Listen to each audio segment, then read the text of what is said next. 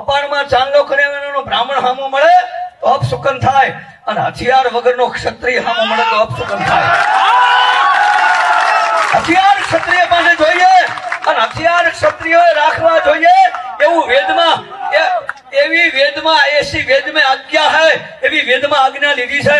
એટલે હું શંકર સાહેબને કહું છું અને તમને બધાને કહું, તમે તમારા જો માવાન ગુટકાન મટકાન ભેંચવાનું જે આડાવડા પૈસા કાઢતા હોય ને, તો ઈ પૈસા કાઢવાના બંધ કરી નાખો અને 12 મહિનાના પૈસા ભેગા કરી આવી એક સભા કરો અને ઈ પૈસાના હથિયારો લઈને ફટકડીઓ આપવાના ચાલુ કરી દો.